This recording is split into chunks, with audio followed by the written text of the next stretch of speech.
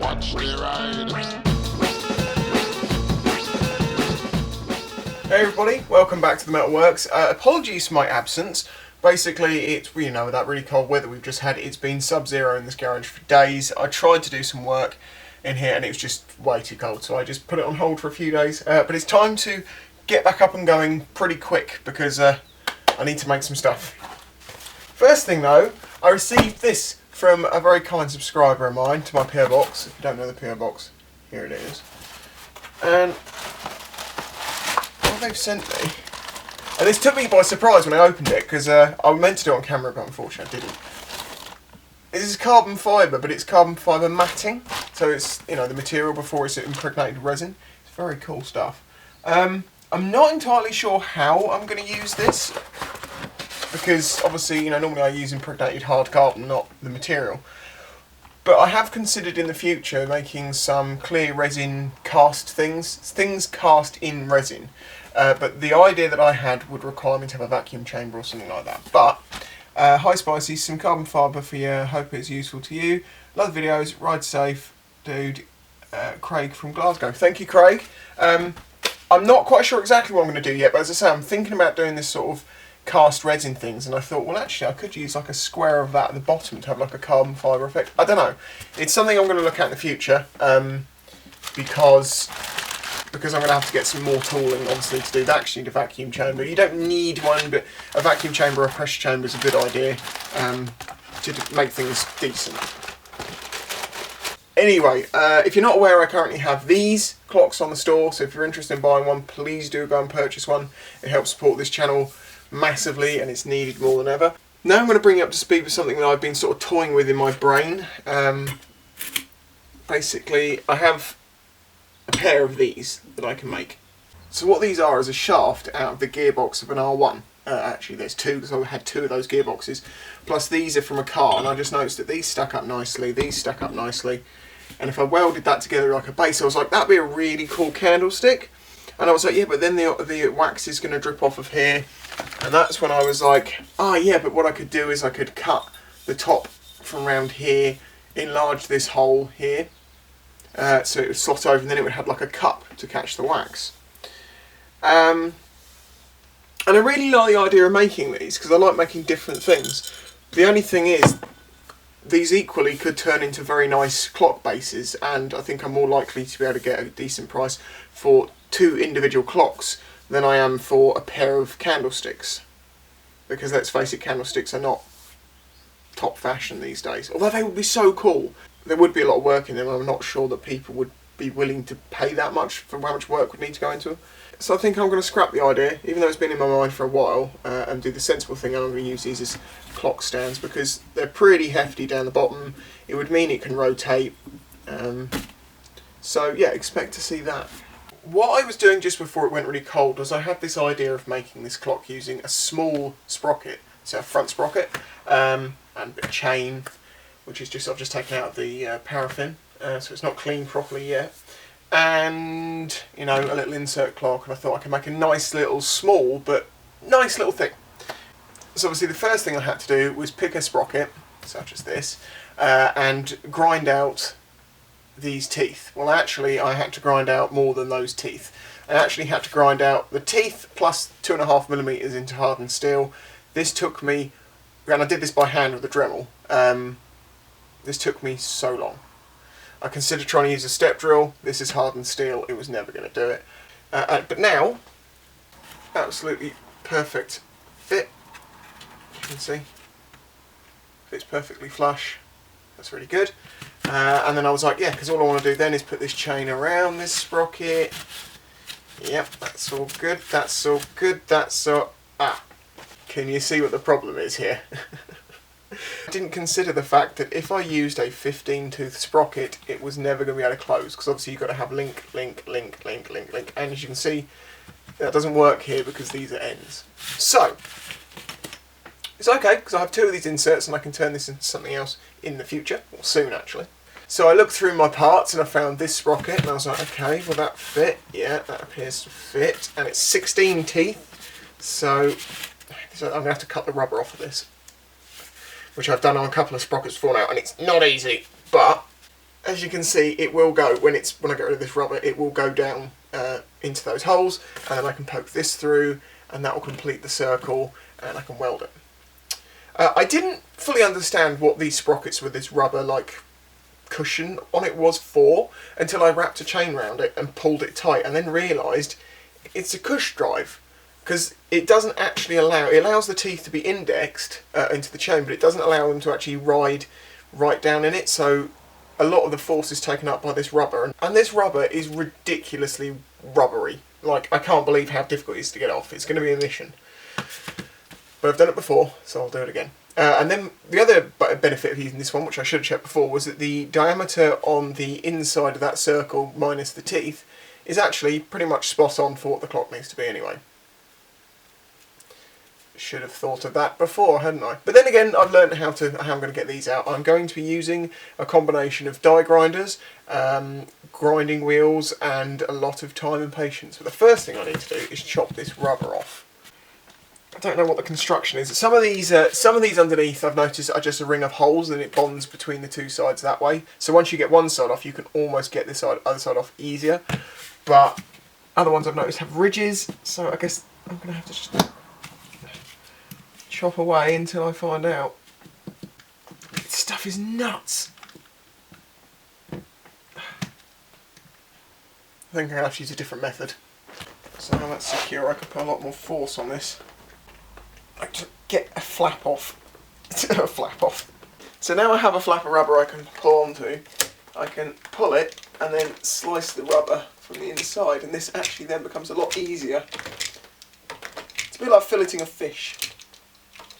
You don't know how to fillet a fish, stick it in a vise, grab a pair of pliers and hack at it with a Stanley knife. Exactly the same.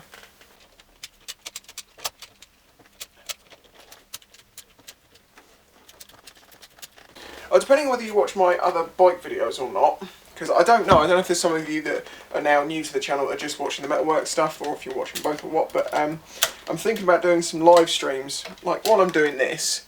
If I don't feel like I'm doing a video, I'm just doing some mundane stuff. It's like it's not really worth editing it into a long video of me just chatting. I thought do a live stream while I'm doing it instead. It's something I'm looking into, if there are the implications of getting Wi-Fi in my garage and the different things that devices I can possibly use to do it from what I currently own. Yep, just keep on going. Okay, so I've just got that ring of rubber off. As you can see, it started to pull off here, thankfully. But there's a lot left on the surface, so I'll have to wire wheel or something off. But you'll notice now that there are these holes, which is what goes through to the other side. So if I drill through those, that's going to detach a lot of what's holding the other side on. So it's the next step. I've got a drill bit that's a bit smaller than the hole, and I'm just going to drill these out basically.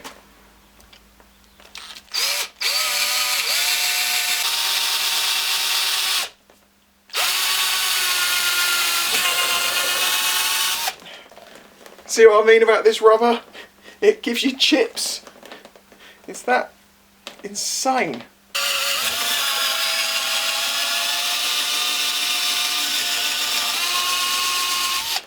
It's a bit difficult for me to actually see where the holes are now. I know it's probably there and probably there, but I want to be accurate, so I have to try and get some of this rubber off. And I did specifically mean to say old wire wheel, not new wire wheel, because well, it's not new, but it's newer. I'm using a old one because this is very coarse and it's good for these sorts of jobs. That's why I don't throw them away. You want to get all the life out of your consumables as you possibly can. Cutting disc gets a bit old, wait and use it for a little rough old jobs or stuff like that. Well, cutting discs, I don't know, be a bit careful of those. You don't want them exploding in your face. I just want to got a mask because of this rubber.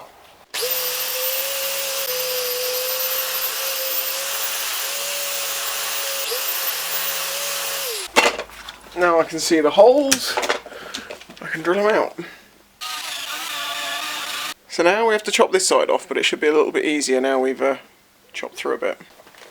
I might be looking a little bit cat-handed, that's because I'm actually right-handed, very predominantly. But in this scenario, for what I'm doing now, I actually need to use my left hand. Come on! Come on, do it!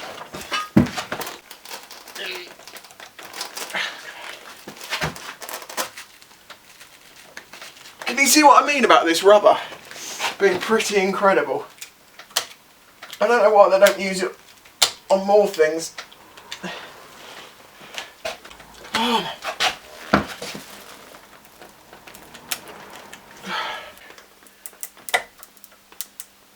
Oh, sorry, an octopus's sucker. Oh, that's one left. Come on. Come on.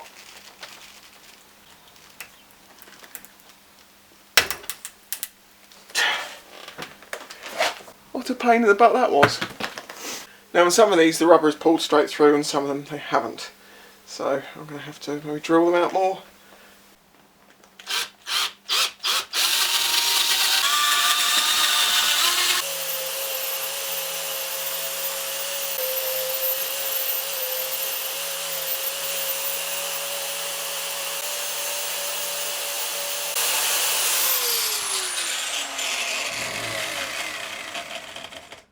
So that's one side done.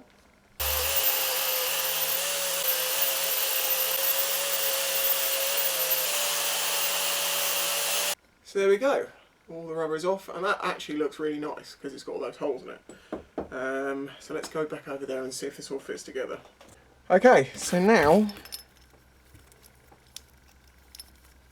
yep, that's going to fit through there perfectly. I just need to grind that head off.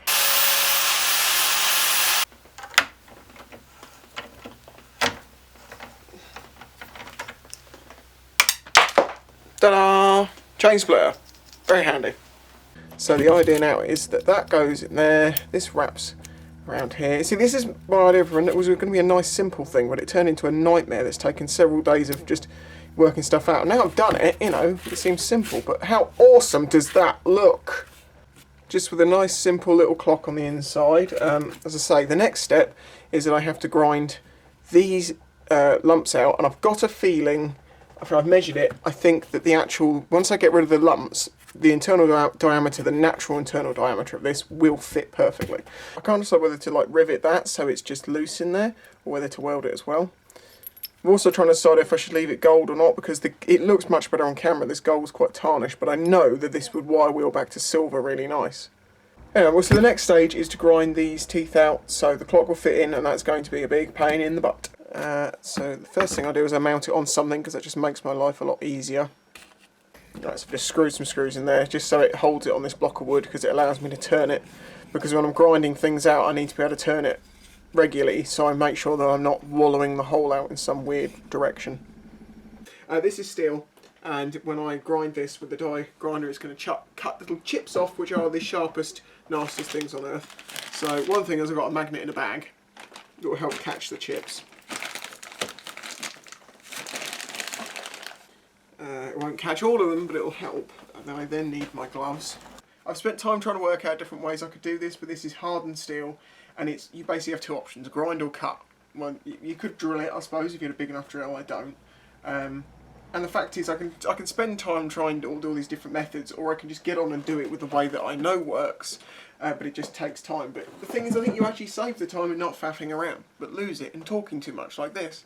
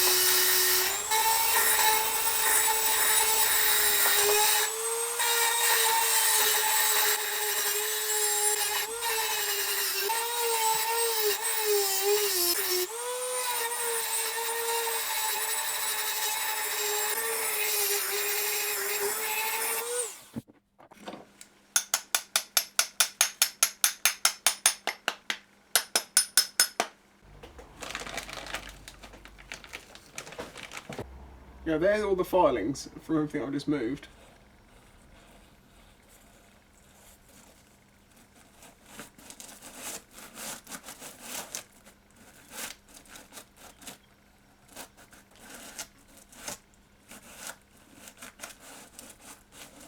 I'm having way too much fun with this. You see the two poles on the magnet? That is so cool. But yeah, that would be hell if that got on your skin. Right, a few things to say here. One, I'm aware that this is a drill press and it is designed to take forces vertically and not laterally. I know the bearings will not like this, but I'm not going to put a lot of pressure on them. So I've mitigated that as far as I'm concerned. I'm happy with that. Oops. The other thing I'm sure people will mention is that this doesn't really go fast enough. No, it doesn't. I'm going to put it on its maximum speed, which is going to give me 2,650 RPM. The reason I'm doing it this way is it gives me the advantage that I know it's very vertical and I can keep everything in line through the middle where I'm getting rid of these bumps. I don't want to dig out the back where I can't see it from the front, do you see what I mean?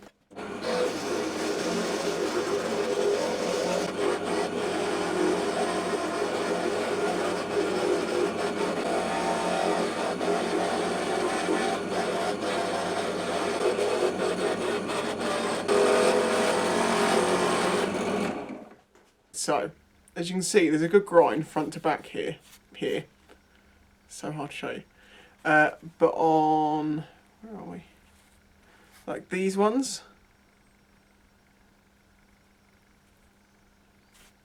Can you see how they're like pointed? That's because the back side was higher than the front. So if I keep going around, I feel these lumps until I get a nice smooth continuous feeling, and then it should be perfect. In theory.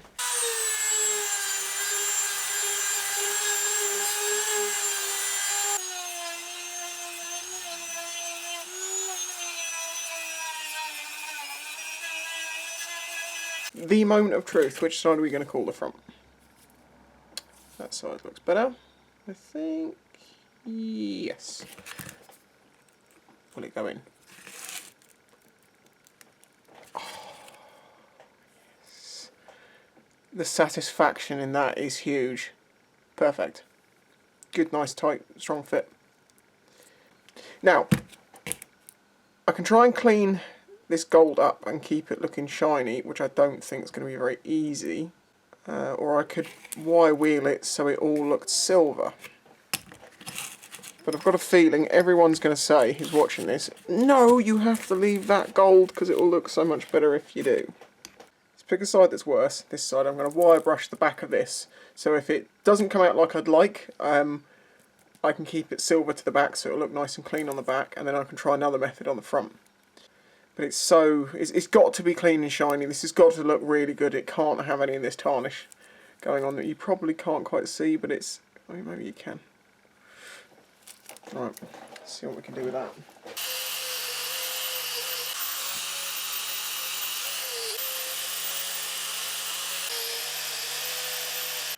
There's the gold. There's the silver. Oh god, yeah, it's really obvious. It's not so obvious in person. I might try something on this. So maybe some metal polish and a buffing wheel and see if that works. If it doesn't work, well then I've got a nice side to work with. And if it does work, well then I've got a nice clean back. So the next stage is fully cleaning this chain and polishing up that surface. Doing any final work to this, then seeing how we're going to attach these together, welding if necessary. I'm thinking a couple of tacks might be an idea, just keep it all still. And then working out some way of standing it up or whatever. Anyway, thank you for watching. Don't forget to leave a like, subscribe to the channel and support it in any way that you can. Links in the description. And a huge thanks to the people that have supported me so far. It's you that allow me to keep doing this. Thank you very much. Catch you next time.